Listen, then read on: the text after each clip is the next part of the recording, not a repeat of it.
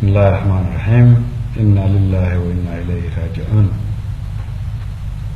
waxaan uga tacsiyeynayaa eheladii asxaabtii iyo qoyskii uu ka geeriyooday wasiir Cabbaas Siraaji, wasiirkii howlaha guud iyo guryeynta xukuumadda federaalka Soomaaliya oo caawa ku geeriyooday magaalada Muqdisho.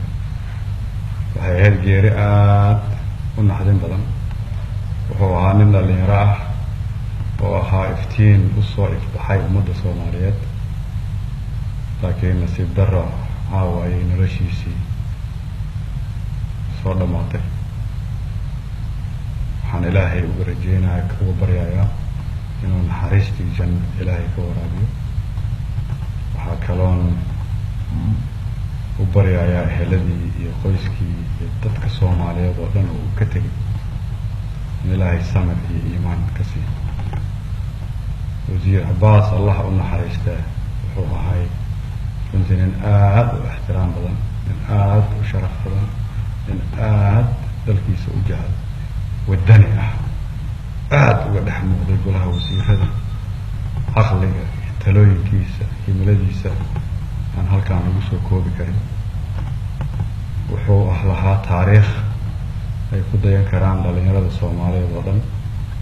wuxuu ahaa nin dhalinyaro ah oo qaxooti ka soo ahaa xeryaha qaxootiga ee Dhadhaab.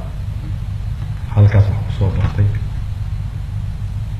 go-aansaday inuu dalkiisa dib ugu soo noqdo, xildhibaan noqday, wasiir noqday, sameeyey qorshe weyn oo uu rabay inuu wax uga bedelo dalkiisa, gaar ahaan wasaaraddii uu ka ahaa wasiirka. shalay iyo maantayba waxaan lahayn shir maalin laba maalmoodla ah oo ay isugu yimaadeen golaha wasiirada oo uu qayb ka ahaa Cabbaas. talooyin aada u wanaagsan uu kasoo jeediyey.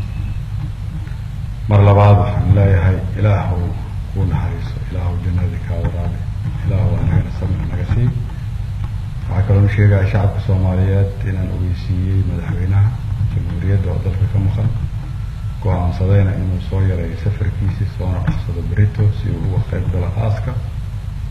waxaa kaloo la xiriiray qaar ka mid a eheladii Cabbaas oo nuga tacsiiyey. ilaahay idankiisa Cabbaas ma ilaabi doono.